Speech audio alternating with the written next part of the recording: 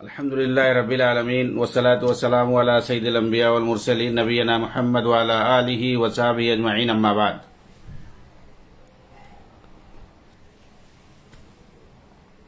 قال النبی صلی اللہ علیہ وسلم: ان امن الناس علی فی مالہ وصحبتہ ابو بکر ولو کنت متخذا خلیلا غیر ربی لاتخذت ابا بکر خلیلا۔ محترم ناظرین کرام اور دیگر سامعین، آپ کے سامنے امام بربہاری رحمہ اللہ کی کتاب شرح السنہ لے کر ایک بار پھر حاضر ہوں۔ صحابہ کرام رضوان اللہ علیہم اجمعین کے فضائل اور مناقب پر گفتگو چل رہی تھی۔ عمومی طور پر شیخ ربیع مدخلی حفظہ اللہ نے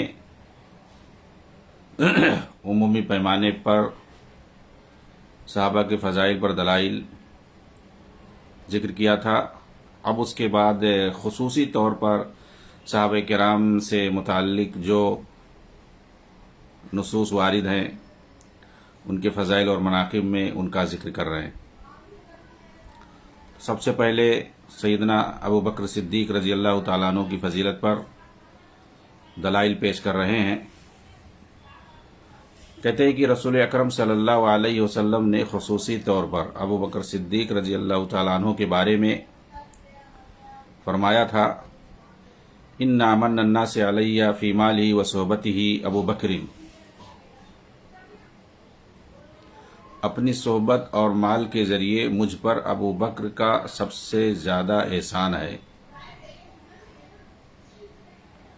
وَلَوْ كُنْتُ مُتَّخِذًا خَلِيلًا غَيْرَ رَبِّي لَاتَّخَذْتُ أَبَا بَكْرٍ خَلِيلًا۔ اگر میں اپنے رب کے سوا کسی کو اپنا گہرا دوست بناتا تو ابو بکر کو بناتا، جس کو خلیل کہتے ہیں، گہرا دوست۔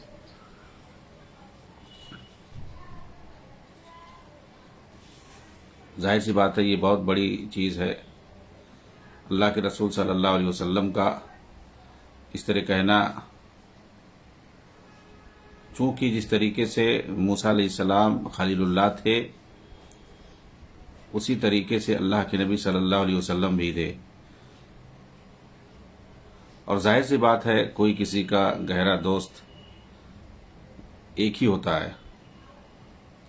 اسی لیے اللہ کے رسول صلی اللہ علیہ وسلم نے فرمایا کہ رب کے سوا، کیونکہ میرے رب نے مجھے اپنا خلیل بنایا ہوا ہے، اگر رب کے سوا میں اور کسی کو بناتا تو ابو بکر کو بناتا۔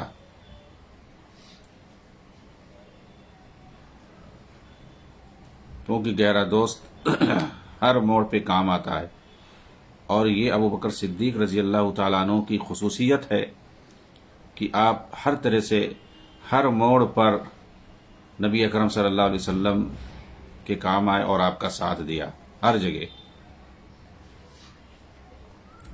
چنانچہ شیخ ربیع مدخلی حفظہ اللہ کہتے ہیں، کیونکہ یہ صرف یعنی خلت، خلیل ہونا، جو اللہ کے نبی نے فرمایا ابو بکر صدیق رضی اللہ عنہ کے لیے، کہا یہ صرف اللہ تبارک و تعالیٰ ہی کے لیے لائق اور زیبا ہے۔ چنانچہ اللہ تعالیٰ نے ابراہیم کو اپنا دوست بنایا ہے، اور محمد صلی اللہ علیہ وسلم کو بھی اپنا گہرا دوست بنایا ہے، یعنی خلیل بنایا ہے۔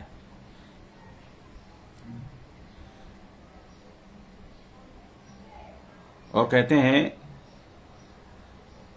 کہ اسی لیے آپ انبیاء میں سب سے افضل ہیں، اور دونوں میں پہلے محمد صلی اللہ علیہ وسلم، اس کے بعد پھر ابراہیم علیہ السلام، ان دونوں کو اس بلند مقام پر جس چیز نے پہنچایا ہے وہ ابراہیم علیہ السلام ہے، خلیل اللہ۔ غلطی سے موسیٰ علیہ السلام کا نام نکل گیا، تو اسی لیے آپ دیکھیں کہ نبی اکرم صلی اللہ علیہ وسلم کی فضیلت جو ہے سب سے زیادہ ہے، اور اسی خلت کی وجہ سے آپ صلی اللہ علیہ وسلم کے بعد ابراہیم علیہ السلام کی فضیلت آتی ہے۔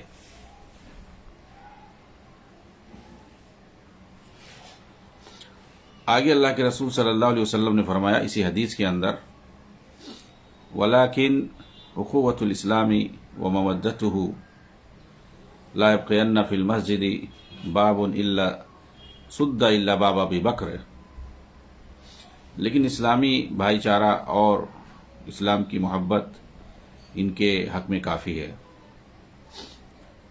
اس کے بعد آپ کی دلجوئی کے لیے یا آپ کی فضیلت کی وجہ سے آپ نے فرمایا کہ دیکھو مسجد کی طرف کھلنے والے تمام دروازے، یعنی جو لوگ گھر بنائے تھے مسجد کے بغل میں، صحابہ کے جو گھر کے دروازے مسجد کی طرف کھولتے تھے، آپ نے فرمایا کہ سب بند کر دیے جائیں، کیونکہ لوگ سارے گھروں کے دروازے بند کر دیے جائیں، صرف ابو بکر کا دروازہ کھلا رہے، ان کا دروازہ بند نہ ہو. یہ بھی فضیلت کی بات. اسی طرح ابن عباس رضی اللہ تعالیٰ عنہما سے مروی ہے، کہتے ہیں اللہ کے رسول نے فرمایا لو کنت متخذا خلیلا لاتخذت ابا بکر خلیلا ولکنہ اخی و صاحبی. وہی چیز ہے، اگر میں کسی کو اپنا گہرا دوست بناتا تو ابو بکر کو بناتا. کیوں نہیں بنایا؟ کیونکہ خلیل اللہ کے رسول صلی اللہ علیہ وسلم کو اللہ تعالیٰ نے پہلے آلریڈی بنا رکھا ہے، لیکن کہتے ہیں کہ وہ میرے بھائی اور میرے ساتھی ہیں.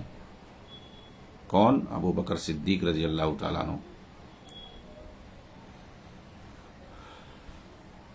3 صحابہ ایک ساتھ ابو بکر صدیق کے حق میں یہ گواہی دے رہے ہیں کہ رسول اکرم صلی اللہ علیہ وسلم نے ان کے حق میں فرمایا تھا اپنی صحبت اور مال کے ذریعے مجھ پر ابو بکر کا سب سے زیادہ احسان ہے.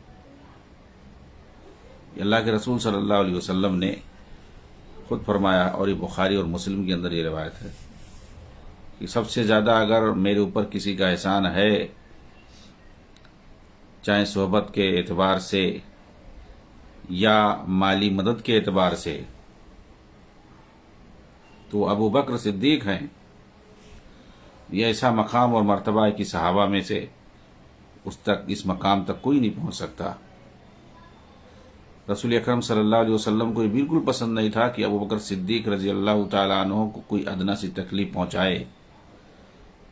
چنانچہ آپ فرماتے ہیں ان اللہ بعثنی الیکم فقلتم کذبت وقال ابو بکر صدقت وواسانی بنفسه وماله فهل انتم تارکوا لصاحبی مرتین فما اوذی بعدها.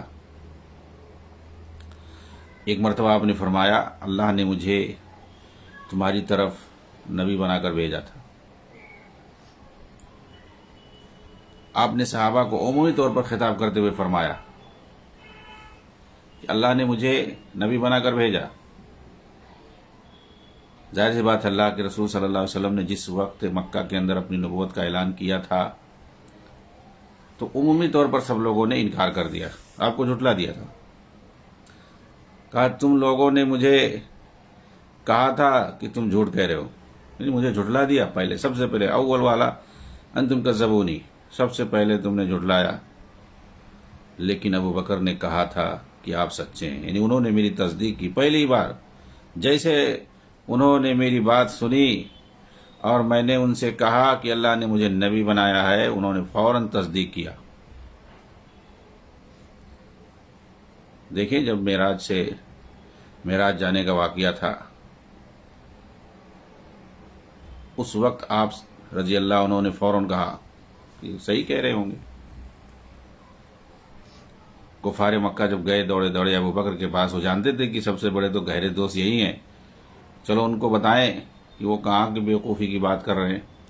راتوں رات کہاں گئے؟ بیت المقدس گئے اور پھر 7 آسمان جا کر کے پھر واپس آئے فجر سے پہلے پہلے. ایسا ممکن ہے؟ چلو ان کی بیوقوفی کی بات ان کے گہرے ساتھی ابو بکر سے بتاتے. تو ان کے پاس گئے، ابو بکر کے پاس، کہا ایسا ایسا کہہ رہے ہیں بھائی آپ کے ساتھی محمد. تو ابو بکر نے کیا کہا تھا؟ اگر وہ ایسا کہہ رہے ہیں تو وہ سچ کہہ رہے ہیں. تم کیا سمجھتے ہو؟ ہم تو اس چیز کی تصدیق ڈیلی کر رہے ہیں. اللہ کے رسول کہتے ہیں کہ جبریل 7 آسمان سے وہی لے کر کے آتے ہیں، ہم تو ڈیلی اس بات کی تصدیق کہہ رہے ہیں. اگر محمد صلی اللہ علیہ وسلم نے ایسی بات کہی ہے تو وہ صحیح کہہ رہے ہیں. میں اس کی تصدیق کرتا ہوں. وہ لوگ ہکا وکا رہے گا کہ یہ کیا بات. ابو بکر صدیق رضی اللہ تعالیٰ عنہ ذرا بھی نہیں جھجکتے تھے نبی صلی اللہ علیہ وسلم کی بات کی تصدیق کرنے میں. اسی لیے آپ صلی اللہ علیہ وسلم نے باقاعدہ گواہی دی کہ مکہ والے عمومی طور پر سب سے پہلے انہوں نے جھٹلا دیا. کذبنی، انہوں نے کہا کذبتا، تم نے جھوٹ بولا. وقال ابو بکر صدقتا، ابو بکر نے کہا کہ جو ہے سچ کہا انہوں نے. اور اس کے بعد دیکھیے یہ اللہ کے رسول صلی اللہ علیہ وسلم کہہ رہے ہیں وَوَاسَانِي بِنَفْسِهِ وَمَالِهِ، اور ابو بکر نے اپنی جان اور مال کے ذریعے سے میری مدد کی ہے، میرا ساتھ دیا اپنی جان اور مال کے ذریعے سے. فَهَلْ أَنْتُمْ تَارِكُو لِصَاحِبِي، تو کیا تم لوگ میرے دوست کو ستانا چھوڑتے ہو یا نہیں. ایسا آپ نے 2 مرتبہ فرمایا. آپ کے فرمانے کے بعد پھر ابو بکر صدیق رضی اللہ عنہ کو کسی نے نہیں ستایا. یعنی ایسے ہی کچھ بات کہہ دینا، کسی طرح کی بات بھی آپ صلی اللہ علیہ وسلم سننا پسند نہیں کرتے تھے. کوئی ایسی بات جس سے جو ہے آپ ناراض ہو جائیں. ایسا آپ صلی اللہ علیہ وسلم نے اس لیے کہا کیونکہ آپ صلی اللہ علیہ وسلم کے نزدیک اور اللہ تعالیٰ کے نزدیک ان کا ایک خاص مقام ہے. ابو بکر صدیق رضی اللہ عنہ کا ایک خاص مقام ہے، اور یہ کیسے نہ ہو جبکہ اللہ تعالیٰ نے خود ان کی تعریف قرآن کے اندر کی ہے اور ان کی صحبت کو خصوصی طور پر ذکر کیا ہے. یہ واحد فرد ہیں ابو بکر صدیق رضی اللہ تعالیٰ عنہ کہ آپ کی صحبت، کہا گیا کہ یہ آپ کے ساتھی، آپ کے ساتھی. اس صحابی کا لفظ جو ہے کہ یہ آپ کے ساتھی ہیں، آپ کے صاحب ہیں، یہ ابو بکر صدیق کے لیے لفظ آیا ہوا. الا تنصروا فقد نصرہ اللہ اذ اخرجہ الذین کفروا ثانی اثنین اذ ہما فی الغار اذ یقول لصاحبہ لا تحزن ان اللہ معنا فانزل اللہ سکینتہ علیہ وأیدہ بجنود لم تروها وجعل کلمۃ الذین کفروا السفلی وکلمۃ اللہ ہی العلیٰ واللہ عزیز حکیم. اگر تم اس کی مدد نہ کرو تو بلا شبہ اللہ نے اس کی مدد کی ہے جب اسے ان لوگوں نے نکال دیا. یہ اللہ کے رسول کی بات ہو رہی. ان لوگوں نے نکال دیا گھر سے جنہوں نے کفر کیا، یعنی کافروں نے، مکہ والوں نے جس وقت آپ کو نکالا تھا اس وقت اللہ تعالیٰ نے مدد کی تھی، جبکہ وہ 2 میں سے دوسرا تھا ثانی اثنین. تو پہلا کون تھا؟ ابو بکر صدیق تھے اور ایک اللہ کے نبی ثانی اثنین میں. جب وہ دونوں غار میں تھے جس وقت اذ ہما فی الغار، جب وہ اپنے ساتھی سے کہہ رہا تھا غم نہ کرو. کون کہہ رہا تھا؟ اللہ کے نبی اپنے ساتھی ابو بکر صدیق سے کہہ رہے تھے غم نہ کرو، بے شک اللہ ہمارے ساتھ ہے، لا تحزن ان اللہ معنا. تو اللہ نے اپنی سکینت ان پر اتار دی. فانزل اللہ سکینتہ علیہ، یہ اللہ کی خصوصی مدد ہے. سکینت یعنی سکون اور اطمینان، قلبی سکون ان کے دلوں پر اللہ تعالیٰ نے اتارا. وَأَيَّدْهُ بِجُنُودٍ لَّمْ تَرَوْهَا، اور ایسی لشکر سے ان کی مدد کی جن کو تم نے دیکھا نہیں، اور ان لوگوں کی بات نیچی کر دی جنہوں نے کفر کیا، یعنی کافروں کے کلمے کو اللہ نے نیچا کر دکھایا. وَجَعَلَ كَلِمَةَ الَّذِينَ كَفَرُوا السُّفْلَىٰ وَكَلِمَةُ اللَّهِ هِيَ الْعُلْيَا، اور اللہ کی بات، اللہ کا کلمہ ہی سب سے اونچا ہے. اللہ تعالیٰ سب پر غالب اور کمال حکمت والا ہے. واللہ عزیز حکیم. آپ دیکھیں یہ سورہ انفال کی آیت ہے، اس کے اندر اللہ کے رسول صلی اللہ علیہ وسلم اور آپ کے پیارے ساتھی، پیارے صحابی ابو بکر صدیق رضی اللہ تعالیٰ عنہ کا ذکر ہے. اذ یقول لصاحبہ لا تحزن ان اللہ معنا. اس آیت کے اندر شاہد یہ ہے، محل شاہد یہ کہ اللہ تعالیٰ نے ثانی اثنین کہا ہے. آخر دوسرا وہ کون ہے؟ ابو بکر صدیق رضی اللہ عنہ کی عظیم شخصیت ہے. جب وہ دونوں غار میں تھے، اذ ہما فی الغار، آپ نے اپنی زندگی کو خطرے میں ڈالا، اپنے مال کو خرچ کیا، ہجرت کے مناسبت سے ہجرت کے وقت جو ضرورت تھی مال کی، سواری کی، ساری چیزوں کی، وہ سب ابوبکر صدیق نے خرچ کیا تھا، اور پوری پلاننگ ابوبکر صدیق رضی اللہ تعالیٰ عنہ کے گھر پہ بنی تھی. وہیں سے تیاری ہوئی، چاہے سواری کی تیاری، زاد راہ کی تیاری، اور جو سفر میں جو گائیڈ جس کو ہونا تھا اس کا، اور غار ثور کے اندر جو 3 دن تک چھپے تھے وہاں کے لیے جو سہولیات اور جو کھانے پینے کے لیے جو ساری چیزیں وہ کہاں سے جاتی تھیں، کون لے جاتا تھا؟ ابوبکر صدیق رضی اللہ عنہ کے گھر سے سب کچھ جاتا تھا 3 دنوں تک. عامر بن فہیرہ اور اسی طرح سے آپ کے لڑکے جو عبداللہ تھے، یہ لوگ باقاعدہ ڈیلی آتے جاتے تھے وہاں پہ. ساری پلاننگ، سارا سسٹم اور سارا خرچہ، ساری چیزیں یہ ابوبکر صدیق رضی اللہ تعالیٰ عنہ کے گھر میں ہوا، اور وہیں سے سب کچھ بنا. ان کے گھر والوں نے سب کچھ تیار کیا اور بنایا، اور وہیں سے پلاننگ بنی. وہیں سے اللہ کے رسول نکلے دوپہر کے وقت، جس وقت کی مکہ والے سو رہے ہوتے ہیں، کسی کو پتہ نہیں چلتا. وہیں سے نکل گئے دوپہر کے وقت غار ثور میں. 3 دن تک وہاں تھے. اور یہ جو بتایا جاتا ہے کہ رات کے وقت، فجر کے وقت نکلے تھے، اور مکہ والے جو ہے جا کر کے آپ کے گھر کو گھیرے ہوئے تھے. اللہ کے رسول نے حضرت علی کو بستر پہ بچھا دیا تھا اور سلا دیا تھا، اور آپ جو ہے وہاں سے نکل گئے تھے فجر کے وقت. یہ سب کہانی، یہ سب صحیح نہیں، یہ سب جھوٹ ہے. صحیح بخاری کے اندر سب کچھ لکھا ہوا ہے. آپ اپنے گھر سے نکل گئے حضرت علی کو وصیت کر کے دوپہر کے وقت، کیونکہ اس وقت سوئے رہتے ہیں، آرام کرتے ہیں. مکہ والے نکلتے نہیں ہیں باہر دوپہر کی گرمی میں. حضرت علی کو آپ نے صرف وصیت کر دیا تھا کہ جو میرے پاس کچھ امانتیں ہیں مکہ والوں کی، ان کو واپس کرنا ہے، اور 3 دن کے بعد تم کو بھی نکلنا ہے یہاں سے. تو وہ بھی 3 دن کے بعد اپنا نکل گئے تھے امانتوں کو واپس کر کے. اور اللہ کے رسول گئے ابوبکر کے گھر، اور وہیں سے پوری تیاری ہوئی، وہیں سے دونوں نکل گئے. یہ سب سچائی ہے. اور ہجرت کو لے کر کے آپ دیکھیں، جو الرسالہ دا میسج کر کے فلم ہے، اس کے اندر ابوبکر صدیق رضی اللہ تعالیٰ عنہ کا کوئی کردار ہی نہیں دکھایا گیا. سب ایسے لگتا ہے حضرت علی کے آس پاس جو ہے ہجرت کا پورا کردار ہے، انہی کا ارد گرد سب کچھ گھوم رہا. جبکہ حضرت علی کا صرف اتنا کردار تھا کہ اللہ کے رسول نے ان سے کہا تھا کہ میرے پاس امانتیں مکہ والوں کی، ان کو واپس کر کے تم بھی گھر سے نکل جانا 3 دن کے بعد، اور آ کر کے مجھے قبا میں مل جانا. اور انہوں نے یہی کیا، قبا میں آ کر کے مل گیا اللہ کے رسول نے جیسے ان کو ہدایت کی تھی. یہاں تک کہ گھر کے اندر جو دیگر افراد تھے، خواتین وغیرہ، ان کو بھی ان کو لانے کے لیے نہیں کہا. مدینہ آپ آئے، یہاں سے پھر دوسرے لوگوں کو بھیجا کہ جا کر کے لے آؤ. حضرت علی صرف تنہا آئے تھے، ان کے ساتھ کوئی نہیں تھا. لیکن آپ دیکھیں گے ہجرت کے واقعے کو پورا جو ہے علی کے ارد گرد گھما کے پیش کیا جاتا ہے، اور ابوبکر صدیق رضی اللہ تعالیٰ عنہ یا آپ کے گھرانے میں سے کسی کا کوئی نام نہیں لیا جاتا، کچھ ذکر ہی نہیں کیا جاتا. جبکہ پورا معاملہ سب کچھ جو ہے حضرت ابوبکر صدیق کے گھر پہ ہوا، اور سارے لوگ جو انوالو تھے اس میں ابوبکر صدیق کے گھر والے تھے.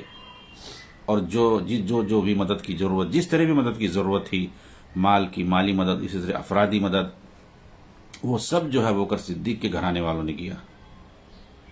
لیکن کسی کا ذکر نہیں کچھ. تو اس طرح سے تاریخ کو توڑ مروڑ کر پیش کیا جاتا ہے. ایسا لگتا ہے کہ قرآن کی آیت کو بھی لوگوں نے توڑ مروڑ کے پیش کر دیا کہ وہاں وہ نہیں مراد ہیں، حضرت علی مراد ہیں، فلاں اور دماں.